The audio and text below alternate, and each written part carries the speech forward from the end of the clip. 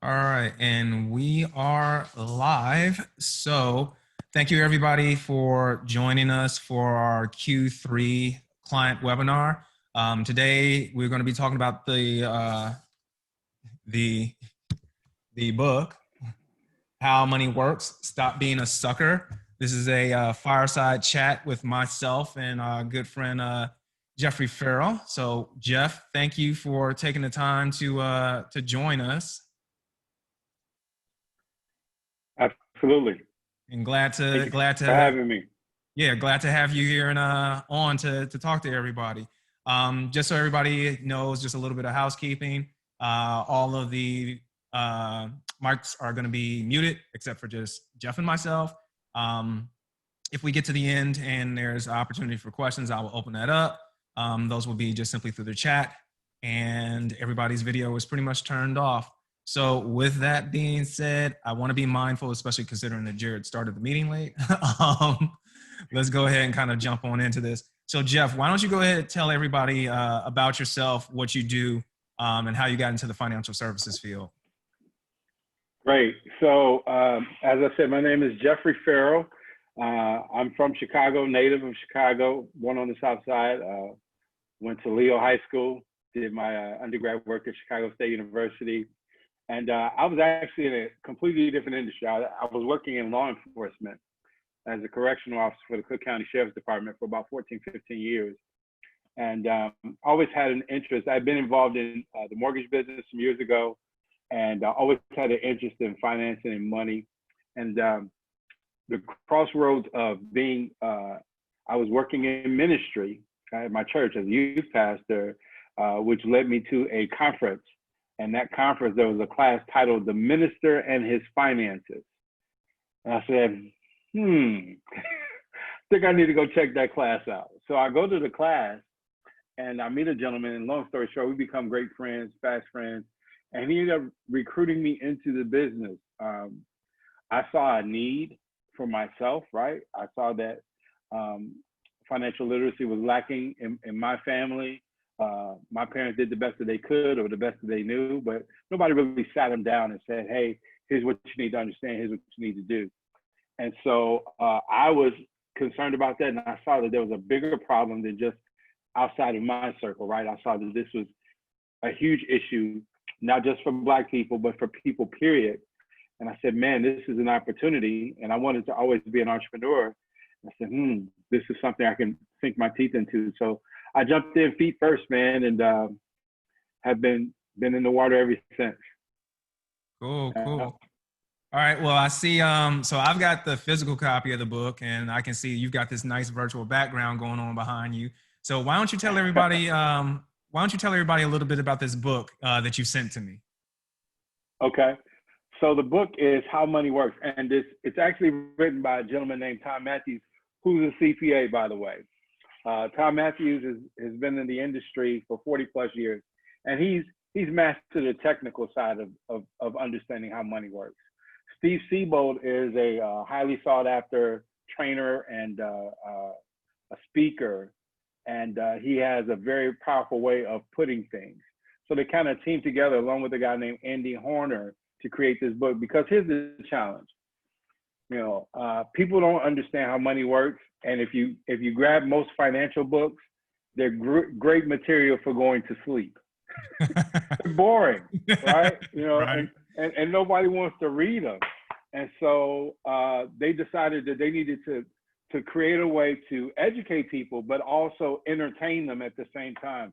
Something that would be engaging, that they could kind of get bite-sized chunks of concepts, while at the same time not being put to sleep, and something that they would be willing to pick up and even pass on. So we actually designed this so that even a sixth grader can read it. In fact, my own sixth grader has read it. So okay. That's the story behind the book, and it's got characters that everybody can relate to from every gamut as far as generation, age-wise. Okay. And then it's multicultural as well. So that's the book. Cool. So of course, you know, Jeff, we're doing this later now. You know, Jeff sends me this. You know, it seems like it was months ago with everything we got going on in 2020. You know, almost like a whole different world. Jeff is like, hey, I want to send you this book, send me, give me a mailing address. I'm like, all right, cool. So this book shows up. Now, granted, I look at the cover of it. I'm like, all right, how money works. Stop being a sucker. I'm like, all right, cool. But I'm like, Jeff, I'm in the finance field just like you, man. So like, why don't you tell me like why you sent me the book? Absolutely. So it's not lost on me that you have a voice for a number of people, particularly your clients. And I thought this would be something that would be helpful to them because at the end of the day, I think people now are looking to their professionals, their trusted professionals, their CPA, their attorney, if they have one, for more information. Mm-hmm. And by you being a CPA, people have these questions. You're looking at their finances. You're sitting down with them doing their taxes. You're doing tax strategies or tax planning or helping them to navigate tax issues. And so this is just kind of a natural progression or a natural conversation to have for them. And so for me, at the end of the day, this is really about providing financial education to the masses. And so one of the ways to do that is through influencers like yourself. So that was my purpose for sending you the book is, that you would read it. And if you thought this was valuable to your clients, that you could pass it on and at least make it available to your clients. So that's how I get the book. And yes, I read the book. And to be honest with you, to everybody who's looking at this video, whether it's, now or later, it's a really short read. This is 110 pages, very quick. It is in very simple language, layman's terms. And it does really get you to think about some things. So let's go ahead and actually start talking about this book. All right. That's really the point of this. So yeah, there were some really good statistics that the book kind of like leads off with, so for example, 30% of the world's population are financially illiterate. Okay. Throughout the world, it is chiefly knowledge that separates those with advantages from those who are taken advantage of. 44% of Americans don't have enough cash to cover a $400 emergency.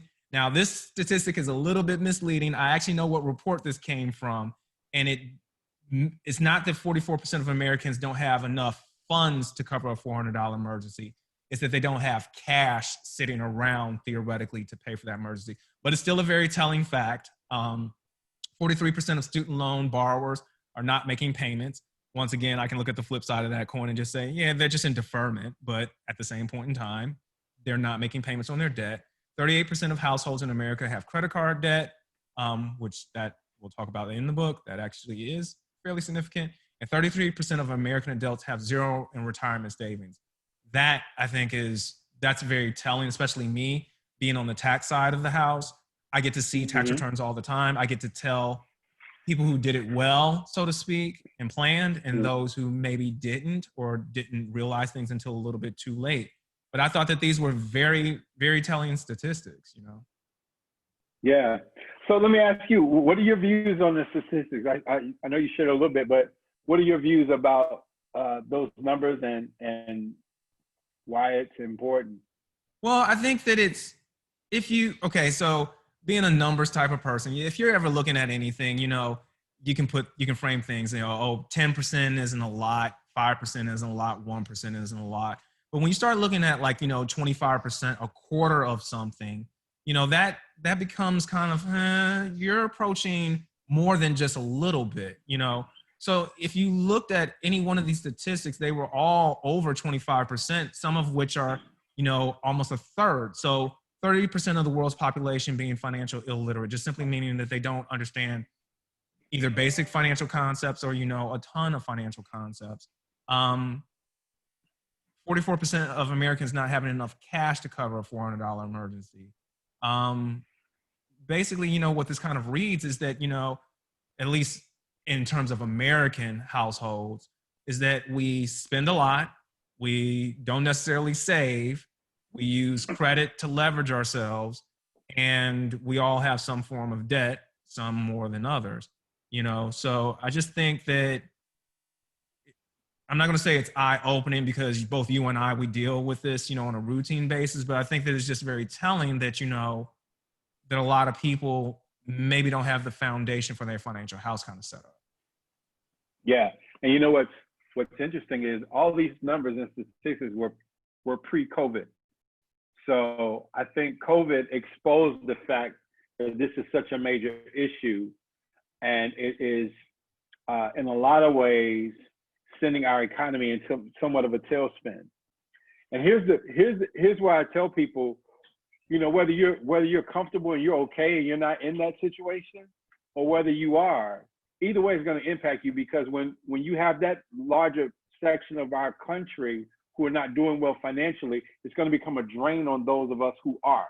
So we need to be concerned about it, whichever side of the spectrum we're on, because if it's not you, it's your neighbor, you know.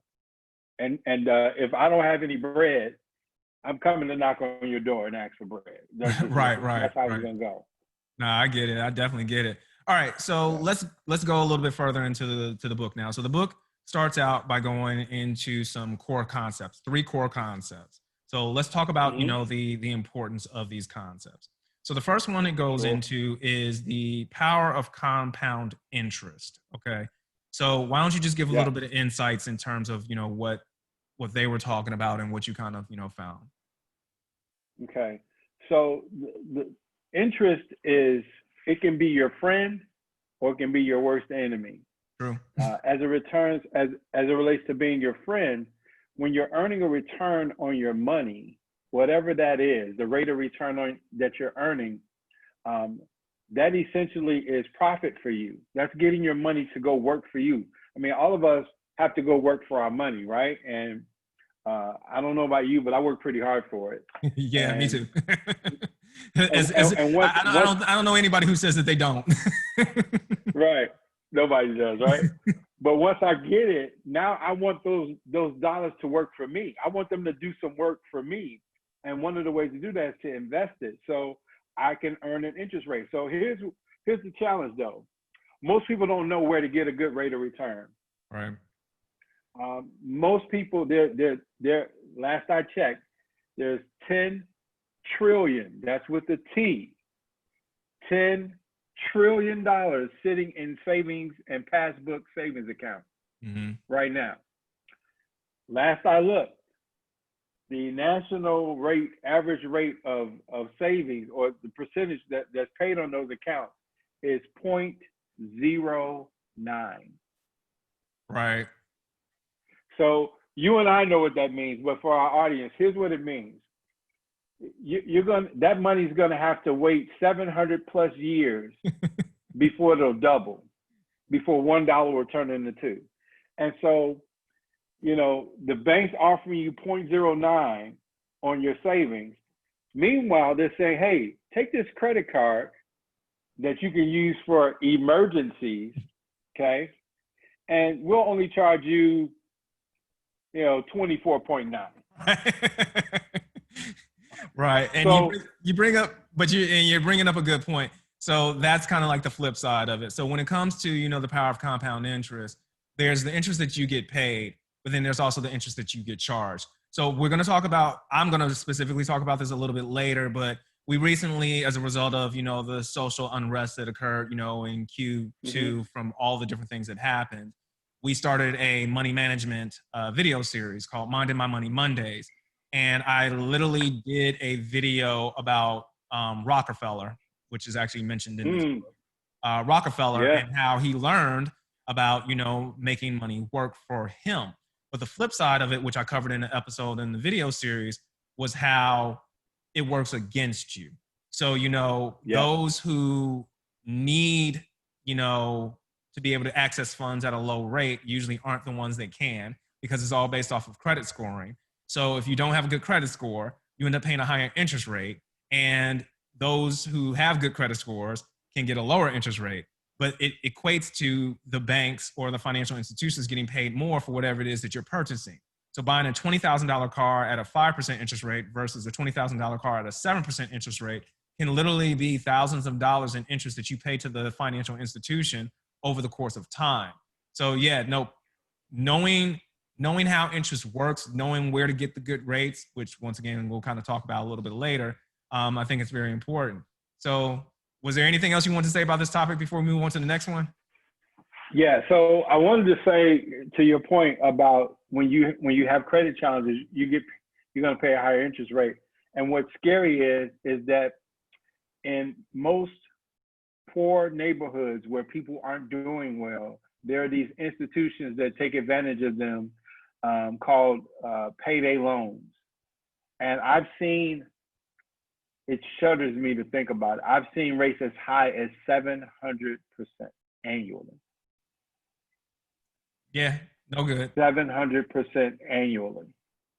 So it's jaw dropping that people don't understand. First of all, at a point, borrowing at that kind of rate it can't serve you. Even if it's going to get you out of a bind for the moment, it's going to put you in a much bigger bind in the next couple of days.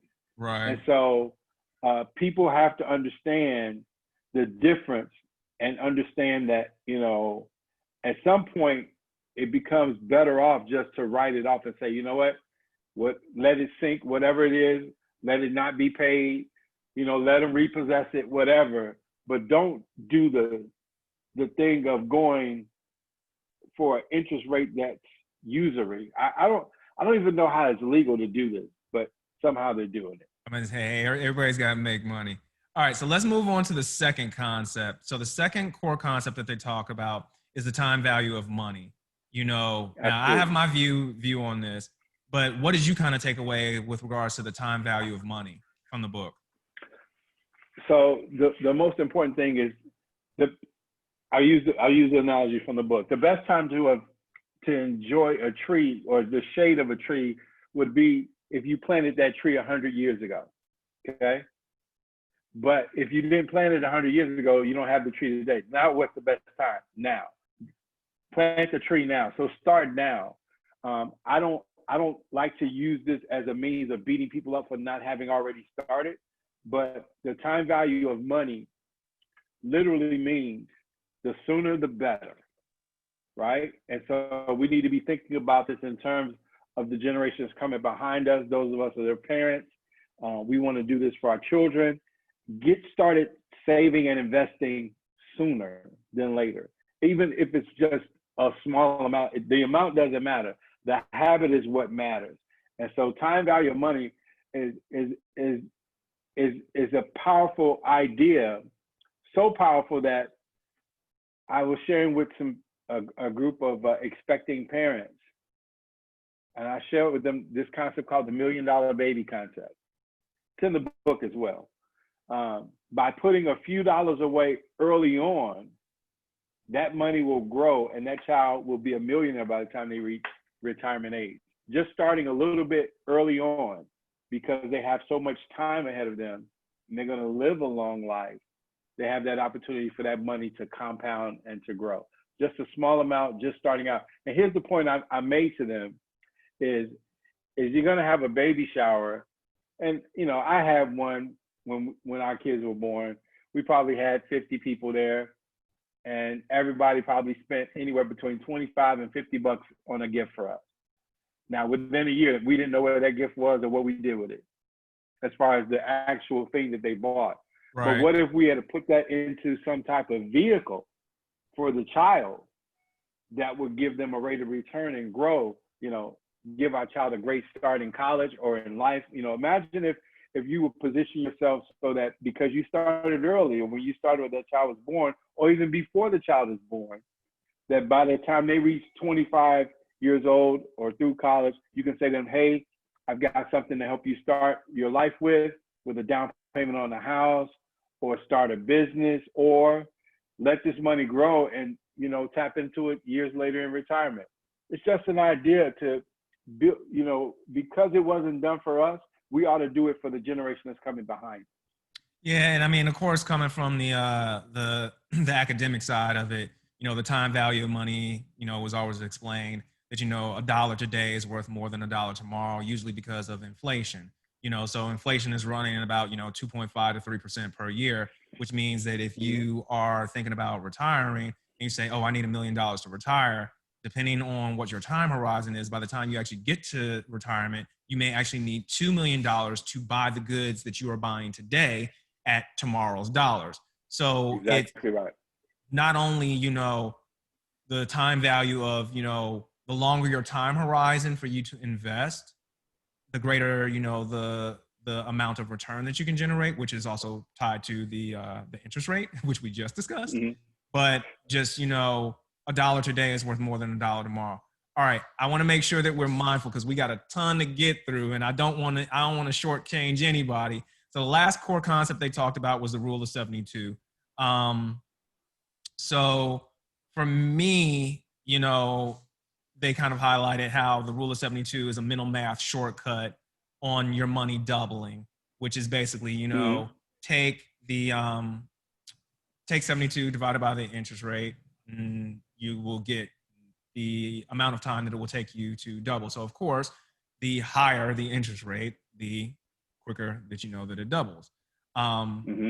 So, but I think that it kind of highlights for me how we should all seek investments, with the highest ROI, which you kind of alluded to, saying, you got X trillions of dollars sitting around in passbook accounts.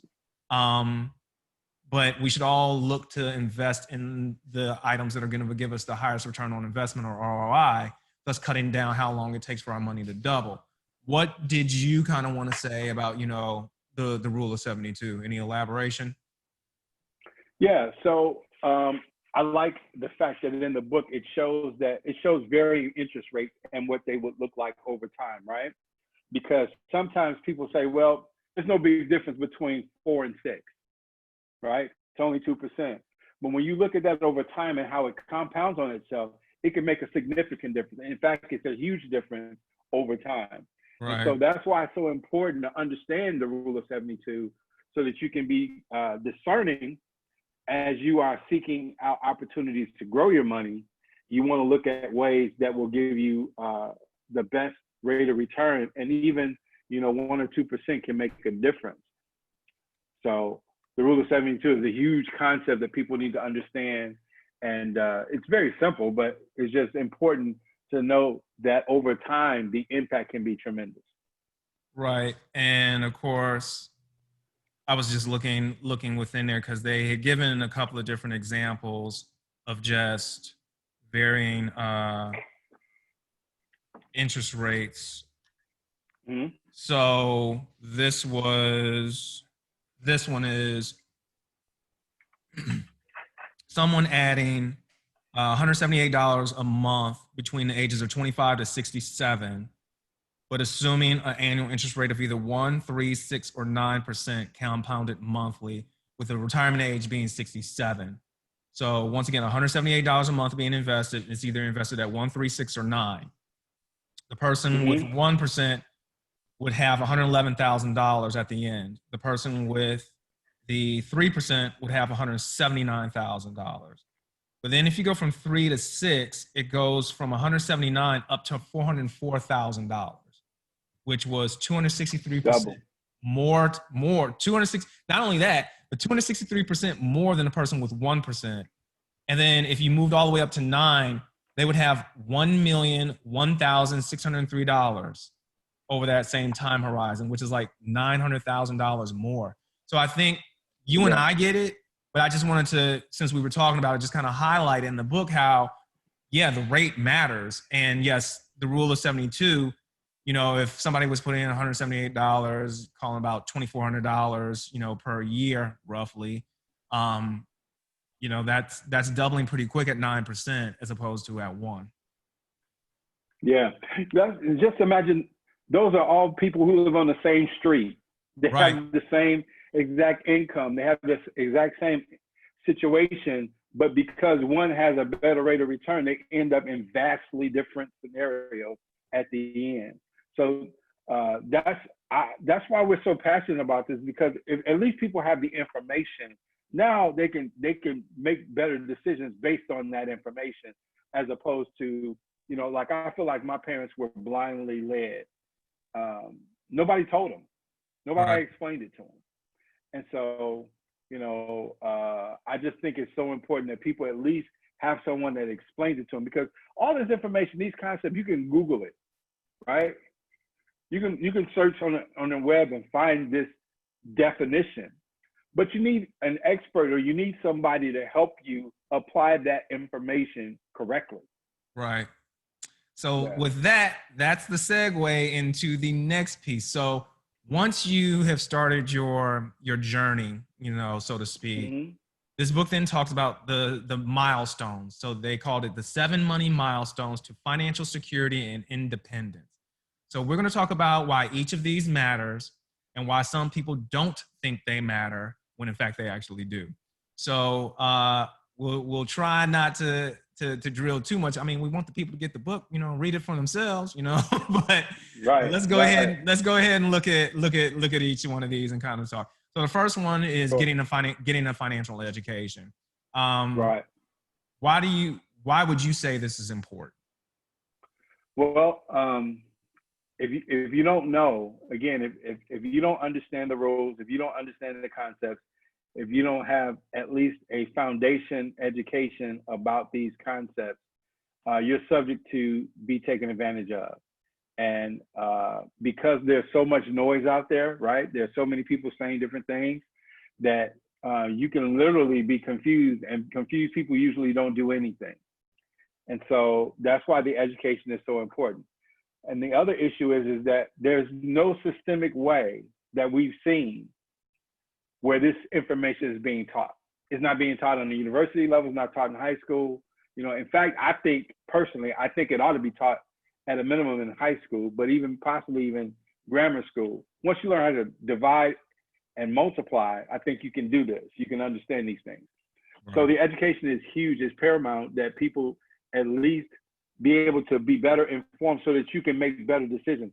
It doesn't mean that you're going to become an expert. This isn't designed to make a person a PhD in finance. Right. It's designed to just give them an introductory, basic understanding. And that's if you don't have that, you're lost. You're right. Lost. As my grandma would say, you're a lost ball in high weeds. Not to be found by anyone. Right. So yeah, we won't go into that, too in depth. I think, at least from my perspective, being in the finance field, having written a book, at age 23 about financial management, I think that a lot of people, I can even say myself included, which I know we'll talk about a little bit later. A lot of us feel that, you don't necessarily need to learn anything about money because it's one of those things where we go, well, I know how to manage my money. I know how to earn my money. I know how to pay my bills. I'm okay. As long as I can survive, then there's nothing that I really need to kind of, to worry about, so to speak, where there's a lot more to it, but we'll talk about that a little bit into it. So the next financial milestone that is discussed is securing proper protection. And this really kind of talks about all the different kinds of insurance, okay? So whether it be the different types of life insurance, whether it's, medical insurance, whether it's long-term care insurance, whether it's short-term disability, long-term disability, all these different things. But once again, just kind of going with the overarching topic of securing proper protection, why is that important? Sure, good question. So you ask any financial professional, they will tell you that the cornerstone of any financial plan is making sure your people are properly protected. Protection is just assigning the risk, right? We all drive vehicles. In the state of Illinois, the state requires that you have liability insurance. Why? Because upon the chance of you hitting someone or damaging someone's property, you don't have to write the big check. The insurance company writes the big check, okay? So proper protection as it relates to your life and disability, all the things that you named, these are all risks that we all carry, right? We don't know when we're gonna die. We don't know if we're gonna become disabled. We don't know if we're gonna need help as we get older and assistance in our home. So protection is designed to assign that risk to an insurance company who's already figured out how to mitigate that risk. And I don't mean to use big words, but they understand how to cover your risk and still make good money, okay? So I tell people, if you get sick, Do you want to write the check, or do you want the insurance company to write the big check? It's just a simple concept, simple Right. idea. I'm about saying, I think that, there's another, it's actually the next topic that we're going to talk, that was talked about in the book, but it's all about, protection. And so specifically they mentioned something. I'm not going to say recommendation. How we are in our field about using the terms advise or recommend. No, no, no, no, Right. no, I'm not going to say that. But it was mentioned within the book that with regards to insurance, and I believe it was specifically life insurance, that you Mm-hmm. have coverage for 10 times your annual salary as the insurance value. Now, 10 times is a decent size amount. So some Right. people may say, well, why do I need? So I make $50,000 annually, and you're telling me that I need $500,000 worth of insurance, but it's just me. I'm single. I don't have anything going on. Why in the world do I need, 10 times, insurance? So what, can you give me your Sure. insights on that? Sure. So a couple of things. First of all, we recommend that people make a decision based on what's important to them and what do they want their insurance policy to do for them, right? And that's different for every person.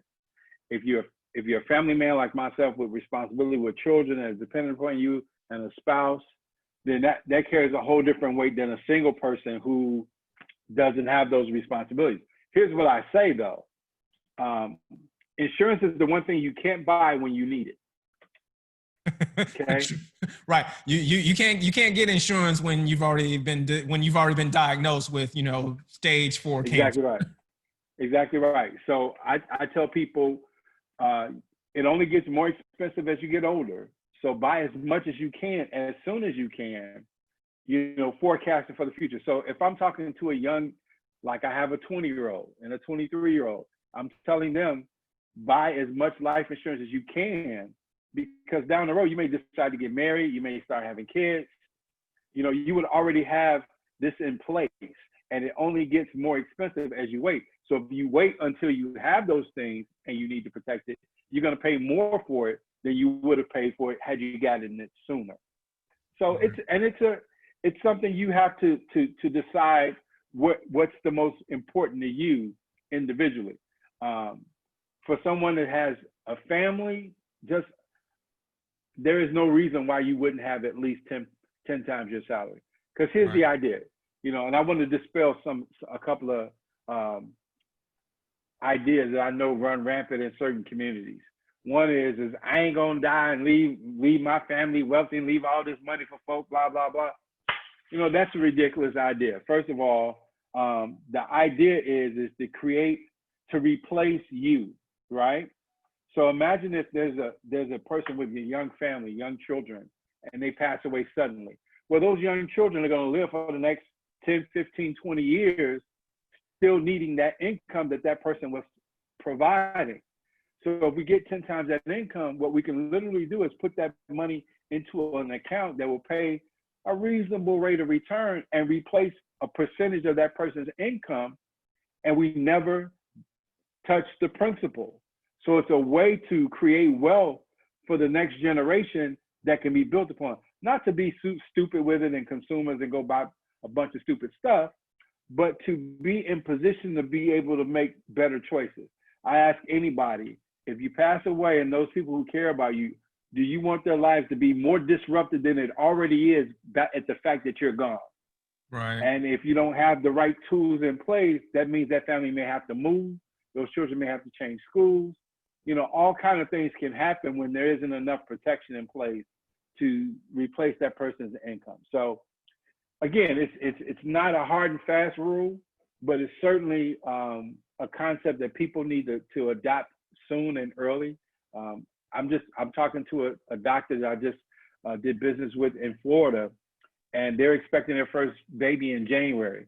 And 15 days after the birth of that baby, they're going to be putting $1 million policy on the baby. Why? Because it's as cheap as it's ever going to be when that baby is born, and they know that this makes sense. Gotcha. All right, so let's go ahead. We got 5 more topics, about 20 minutes. I want to make sure. So you want to give away the farm, man. You can't give away the farm. You only got to give, just enough. All right. All right. So let's go ahead. All So right. but the protection, basically securing proper protection is making sure that your assets are protected, your family's protected. Preserve the principal. That's the number one rule in finance. Never, don't, Warren Buffett, don't lose money. Rule number 2. See rule number 1. Okay. So don't lose the money, Right. protect it, and make sure that you know it's there. That Yep. comes to the next one, which is creating an emergency fund. So, as I mentioned, we started a video series called Minding My Money Mondays. It's on our YouTube channel. We'll splash the screen before we get to the end of the presentation or at the end of the presentation. And we did a video on how to create an emergency fund. I liked what they actually said in the book about how to start a fund. Okay. So it says, if you don't have an emergency fund, then you know how do you start one, and what's the purpose of the emergency fund. So basically, if I don't have a lot of cash just lying around, where do I get the money to create an emergency fund? You'll put away a little money every month until you have about 3 to 6 months worth of income. It's recommended to have 3 to 6 months of your income in your emergency fund. This gives you precious breathing room in case of missed work, medical bills, property damage, broken appliances. I like this one personally. Surprise IRS fees. You name. Nobody likes that IRS bill at the end. I'm gonna tell you that one. If you're currently living paycheck to paycheck, like many people are today, your emergency fund could be the insulation that separates you from financial disaster.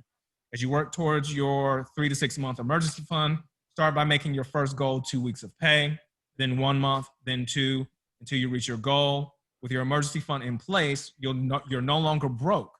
Way to go. And like I said, we did a YouTube video specifically about how to create an emergency fund. But I think that the fact that we talked about the statistics earlier, and so many more than 25%, this, and this. I think the fact that people don't have an emergency fund was very evident at the beginning of COVID-19 with everything that the government tried to do to assist people with Right. I know there were additional events, but all the social unrest that happened as a result of the stay-at-home orders, and the civil rights, issues that confronted America. I think it just became very, very clear and evident that a lot of us don't have money saved up for a rainy day. And I think we kind of take for granted that we as humans like to think we're in control. I often tell people we are not in control of anything. We are a bunch of bugs running around on a big rock floating around in a freaking universe somewhere. And a meteor could come and destroy this thing like in 10 seconds from now, and we would be none the wiser that it was even about to happen. We think that, the economy runs without shocks. It runs set cycles. But all it took was one little virus that nobody could stop to shutter an economy for 6 months. This started in March. It's September now. So I know I'm talking a lot about this, but give me your insights about, an emergency fund. And like I said, we got 4 other things I want to make sure we get through. Yeah. So I'll just echo what you just said. I mean, COVID-19 is the best poster child for explaining why you want an emergency fund. I'm sure none of your audience have ever suffered from this disease, but there's a disease called job interruptus. You can't, there's no such thing as guarantees. I mean, you go to work today and things are fine. And then this afternoon they say, well, you know what? Sorry. So you need to be in a position so that if that happens, you can weather the storm for a period of time. Now, obviously, 3 to 6 months income, everybody goes, wow, how do I do that? The same way you eat an elephant, little bit by little bit. It's an overtime. So cut back on some things, maybe on some things frivolous that you're doing that aren't that important to you. I always tell people, like if the latte is a thing for you, I mean, you got to have your Starbucks. I ain't mad at you. Go ahead, budget for that and enjoy yourself. Because you work, you need to enjoy some of it. But at the same time, I do it. I know everybody's guilty of it. Sometimes there are things that you look up and go, I spent this much money on this and I don't even care about this. This ain't even important to me. So Right. reallocate those funds to that emergency fund and just build it over time. Now, the biggest challenge for most people is qualifying what an emergency is. An emergency is not the 50% off sale at your favorite retailer. An emergency is not, hey, I need a break. I want to go on vacation, so let's go to Cabo. You know, those are not emergencies. Emergencies are things that you could not have forecasted or planned for. And that limited down to just a few things, because everything that we name, an appliance breaking down, your car breaking down, those are things we know are going to happen. So you actually should have that in your budget anyway, to be planning for when that's going to happen. It's not an if, it's a when, right? And so the emergencies are like unexpected sicknesses, death, something like that would qualify as an emergency. And so, you know, we want people to think about, okay, if I could just allocate, I don't know, whatever your budget will allow, just something, start somewhere and build upon that. I tell anybody, whatever your savings is, you ought to break it up into at least 3 buckets: short term, midterm, and long term. Right. That's it. Cool. All right. So the next milestone they talk about is applying debt management. And my question is what does this even mean or look like? Right. Like when you hear the term apply debt management, that's a milestone. It's like, all right, so what does that mean? Well, I tell people debt is like financial COVID or financial Ebola. If you don't pay attention to it, if you don't take care of it, it'll kill you. And so it's important when we talk about applied debt management, we really mean applied debt elimination. You need to have a plan for eliminating your debt that makes sense, where you're attacking either the highest interest debt or the lowest balance debt, and strategically have a way of paying it off in the shortest amount of time possible. Because back to the point of the power of compound interest, debt is either working, if you have debt, interest is working against you and not for you. So that's literally profit in somebody else's pocket. On that point, so here, my world, the tax world. So you have a tax bill, right? And you can't pay it. So the U.S. Treasury, well, the Internal Revenue Service, is going to charge you an interest rate against that debt. Many people don't know that interest rate starts out at 0.5%. So 0.5% that you're late on a return, and it goes up by 0.5% every month until the balance is paid off. And it caps at 25%. So if you ever get into tax debt and have, let's just say like $100,000 worth of tax debt, it gets real hard to almost impossible for you to pay it off. Now there's a trick, there's a thing that I'm not going to say, but it doesn't stay around for forever. You'd have to talk to me to find out when it eventually goes away. But yeah, there's plenty of cases where, the debt, it grows exponentially. So in the book, they give 5 tips to eliminate and stay out of debt. Just briefly, know what you owe. Face it, people. You owe. You need to know how much. Commit yourself to no more late payments. Target one debt at a time, paying it off. Stop charging and cancel those unused subscriptions. I had a 1-box email subscription that was $6.95 a month. I didn't use that thing in forever and just kept letting it go. Well, yeah, that's like $70 a year. 10 years, that's $700. I could have done something else with that money. And now, granted, I wasn't in debt. I'm fortunate just because of who I am. I don't have any debt. Like literally, I don't have any debt. It's just my mentality. It's just how I operate. But I was charging it every single month and I was paying it every single month. So I'm just wasting money and potentially refinance your mortgage, So those are just some of the ways within the book that they give you about paying off your debt. All right. So the last 3, which I want to hit, we're about 8 minutes out. Increasing cash flow. So in here, on page 94, I like the W-4 advice that they give, which is basically make sure that you know. So let me take a step back. This section or this milestone is all about how to increase your cash flow. So they say, okay, you can either find, I hate the term, but whatever, create a side hustle, a side gig, something, you know. I get it. It's just me, man. I'm just like, listen, I believe in working smarter, not harder. So, I mean, I'm not going to do something on the side. I'm going to go all in and we're just going to do it, which is the other thing that they said, which is start a business. Okay. So, but I understand, hey, maybe you start out on the side and maybe it turns into a business. I mean, I'm not sitting at home. This ain't my house. So there's that. And then there was create I'm sorry. Now I got to make sure I look it up. I'm trying to do it off of memory. It was get a side gig, start a business, adjust your W-2 allowances. So what that was is in, like I said W-4.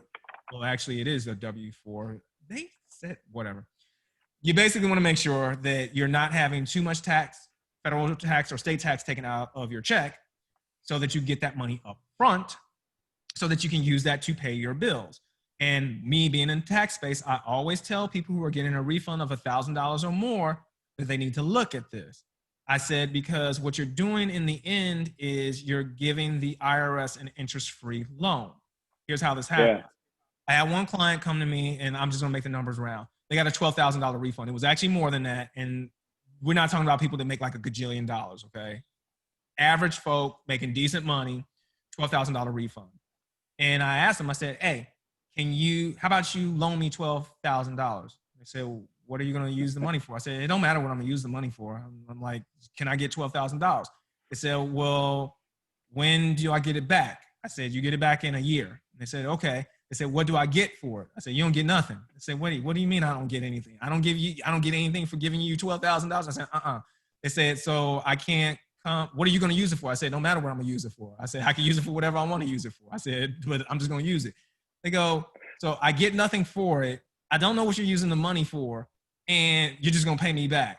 Why in the world would I do that? And I said, bingo, that's what you just did. I said, you gave the IRS $12,000 of your own money for a whole year, and then they just gave it back to you, and they didn't give you any interest for it. I said, so let me ask you this. Would $12,000, would $1,000 a month have made your life easier? They said, oh yeah, I would have been able to pay more bills. I would have been able to save. I would have been able to do this. And I said, exactly. Adjust your withholdings on your W-4 so you get more your W-2 and you get more of your money up front. But the main thing is that, you know, you kind of want to manage your money, and it's all encompassing. So whether you start a business, and I tell everybody, so I said, not everyone is built to start a business, but you can increase your cash flow by investing. One of the videos that we just did was, I think it was 5 ways to earn a greater return than a low interest savings account in a CD. And one of those things is we said you can invest in high dividend paying stocks. So in this video, we talk about a class of stocks called the dividend aristocrats. I had never heard of this before I had seen the term. There are 53 US-based companies that have paid dividends that increase every year and have done so for the past 25 years running, okay? So like companies like Coca-Cola, PepsiCo, Archer Daniels Midland, I believe, is on that list. Clorox companies. Clorox is going through the roof right now with the pandemic and wipes and Lysol and everything else. But the point is that these companies pay dividends every year, and the dividend that they pay in 2020 is going to be higher than the dividend that they paid in 2019, which was higher than the one they paid in 2018. Some of these companies have 37-year streaks of dividends being paid out at higher than the previous year. So if you don't want to start a business, you don't want to start a side gig, once you got your emergency fund built up, consider investing your money, you know, on this side, with the help of a guy like this guy, you know, a financial advisor or a planner, because, you know, I don't recommend doing anything with either our proper knowledge or proper guidance, you know. So if I don't have the education, I'm gonna turn to an expert. But I think that investing in passive income is another way to help increase your cash flow. What are your thoughts about like the whole increase in cash flow topic that they had? Well, it's just it's a necessity. For many people, the median income, the numbers I've seen says the median household income across the state is about $50,000. There was also a study done by I want to say Xavier University that talked about what the real cost of the American dream is, like the basic house, Yeah. you know, a couple of kids, SUV, all that, going on vacation. They estimated about 112,000. I think it was nationally on average. You know, some places is more, some places is less, but it's over 100 grand. So if the median household income is 50 grand, but the American dream costs over 100, that means people are living a nightmare. So you've got to find a way to leverage the income that you have coming in. And I'm a big advocate of starting a business. In fact, we actually are looking at a program called E2E, basically employee to entrepreneur, and what that process needs to look like, and how you can develop yourself so that you can become an entrepreneur. Because I believe everybody should have some type of side business, because if you're just an employee, that means you're building somebody else's dream. And whenever they decide to cut off the air supply. Well, like I said, so I agree, and my slant would be just slightly bent a little bit, which is one is the loneliest number, one customer, one source of income, one anything. So while I may say, hey, I don't believe you, trust me, not everybody should be in business. There's some people I'm like, no, I see it on the tax side, but I do believe everybody needs multiple sources of income, whether that's active, passive, whatever that may be. All right, we got a little bit of time. The last two topics that they talked about were building your wealth and then protecting your wealth. Why don't you go ahead and take these in tandem? What did they have on these? So together, wealth, let's just bottom line it. Wealth is influence, right? Wealth is the ability to make choices. It is the ability to have influence. And so if you don't have wealth, that means you have very little choices and you have no influence. And so for people, I'm not a big advocate of talking about retirement in terms of, you know, sitting on the beach somewhere watching the ships roll in. I think you ought to get to a place where you don't have to work for money, where, in other words, you have enough coming in passively through assets that you own, that if your source of income stopped, you'd be okay. Doesn't mean you stop working, because I think I'm going to work until I die because I enjoy it. But I think you ought to be at a place where that's no longer an issue. The only way to do that is to build wealth. And there ain't but three assets you can build. One is a big pile of money that pays you interest, okay? That's a good asset. Two, real estate that you own that has a positive cash flow that pays you. Three is a business that cash flows positive, that operates independent of you, that you can live on. You can build one of the three or all three of them, but you need to build those three assets in order to have wealth, okay? Now, protecting the wealth. I know you know, we live in a society now where everybody wants to sue everybody. You know, if I stub my toe on your desk because I kicked it when we were meeting, I'm gonna sue you because you put the desk in the wrong place. Right? It's just ridiculous. And so, because it's so hard to accumulate wealth, I won't say it's hard, because it's not easy to accumulate wealth. You want to protect it once you have it. How do you do that? Estate planning. Having those assets properly structured so that just because somebody's on a sue-happy tangent, they can't come and take what you worked so hard to get. Secondly, you want to have an estate plan, because if you have anybody that you care about, children or things you want to leave those assets to, you want to make sure that they get transferred to them in the most tax efficient way possible, okay? That's estate planning. And of course, again, as it relates to estate planning, I've seen so many fights between family members over very few dollars because of a misunderstanding of what was actually there in the first place. Right. So part of that is getting all of the stakeholders to the table and explaining to them what we're dealing with and how we're going to deal with it going forward. So whether you have a lot of money or just a little bit of money, whatever you have, you want to protect it. You want to make sure that it gets transferred the way that you want it to get transferred and gets handled the way you want it to be handled. And then finally, I forgot to mention estate taxes, right? If you've built significant assets and you leave those assets unprotected, Uncle Sam is going to have a field day. Right. And he's got his grubbies ready. So for those reasons, you definitely want to be looking at how you can protect those assets and make sure that they transfer to those you care about in the most efficient way possible. Cool. And with that, we are coming right at the end. So I got one more question, then I'm gonna put these splash screens up.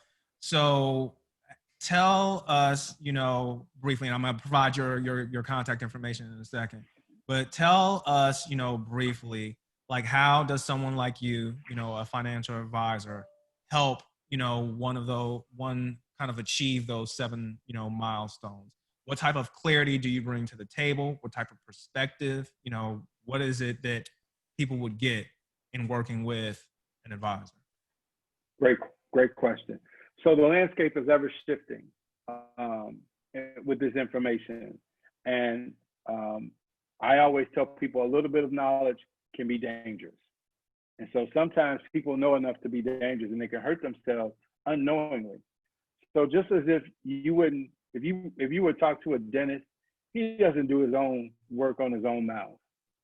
A brain surgeon doesn't operate on himself. You shouldn't try to operate on yourself. You should have the information, you should be able to understand it, you should be knowledgeable, but you should work with a professional that can help you navigate this often sometimes confusing terrain. Because I acknowledge the fact is that this isn't that simple. If it was, people would do it and they would need me.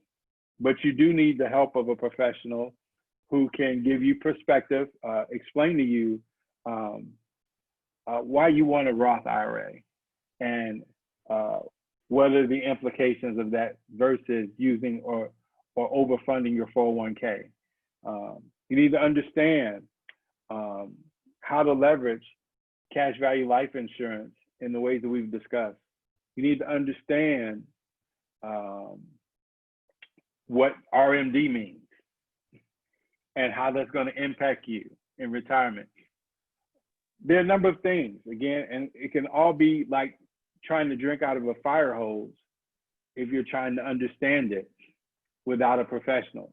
You need to have someone that is licensed, that you trust, that you can build a relationship with to help you navigate and make the best choices you can. Not someone's going to tell you what to do, but someone's going to help you understand what your options are and how to make the best decision in your best interest. Right. Well, I think you summed it up very, very well. And what I would say is that, financial education is a very hard sell. I should know because I've been involved in the realm. And it's one of those things people will say, well, why would I have an advisor? Why do I need an advisor? Once again, going back to what we kind of said in the beginning, which is I know how to pay my bills. I know how to make my money. I don't understand it. Right. I don't see the perceived value in it. What I often tell people is that high performing individuals rely on coaches to help guide them and make the adjustments when they may not have clarity around it. Okay. When you hit a stumbling block, when you hit a wall, man, I've been losing weight and I just can't lose anymore. The personal trainer tells you, let's change up your intensity. Let's change up your eating. Let's change up this. Jared, I've been investing for, all these years. I'm fine. I have X thousands of dollars in savings and retirement. I'm good. But the advisor comes and says, yeah, but you're like 90% in equities, dude. Like nobody recommends you be that heavy in equities, especially on a 10-year bull run, which right. just kind of stopped. Screeching halt. Just kind of stopped, but I did have, you know, that information, which was given to me by an advisor. So let me go ahead right quick and just change up something for everybody before we kind of close out. So what everybody is going to have up here on the screen, let me just do this, is this is the information for our money management YouTube series. So it's called Minding My Money Mondays. You can find it on YouTube. A new video is released every single Monday. I'm behind for this week because today is the 16th and 9/15 was the extended deadline for corporations. So I will do that tomorrow. But the top categories include like earning money, saving money, spending and budgeting, investing, credit and borrowing, and tax. And if you wanted to watch or subscribe, you could just simply visit youtube.com, and then our channel's information is Wilson Rogers Company, Inc. Okay. And if you wanted to speak to our good friend and special guest, Jeffery Ferrell, about anything that you have going on, his information is shown on the screen. You can visit his website. That's www.jefferyferrell.com. And of course, you could send him an email at J, V as in Victor, F at jefferyferrell.com. He's got his phone number, 773-580-7703. So like I said, if you're watching this one with the replay, of course, you can just hit pause. But you can reach out to Jeff, and like he says, he will help work with you to rewrite your wealth narrative. So with that being said, I wanted to say thank you so very much, Jeff, for taking the time out of your day to come and talk to me, talk to our clients, and because this is going to live in YouTube, to talk to everybody out there in the ethos that finds this. But thank you very much. Like I said, thank you very much for sending me the book, How Money Works. And I'm pretty sure if you reach out to Jeff, he can tell you how to go and get that book. I'm going to put any information out there. But once again, my friend, thank you very much for doing this. My pleasure. My pleasure. Hey, listen, if it's okay, the first 25 people that will email me as a result of this, I will send them the book at no cost on my dime. All right. So since once again, this is going to go it's going to go out to all of our people, and it's going to live out there in YouTube.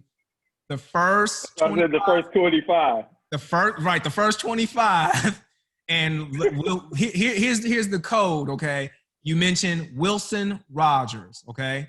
25 people that mention that code, Wilson Rogers, as a result of the Wilson Rogers webinar that you are watching. Jeff will go ahead and send you a copy of that book. And this is totally unbeknownst to me. So thank you very much, Jeff, for your generosity. But once again, thank you very much for helping. I mean, I appreciate it. Thank you. Thank you for having me. I really appreciate this. All right. Look forward to seeing you again. Cool. Take care, my friend. All right. Bye-bye.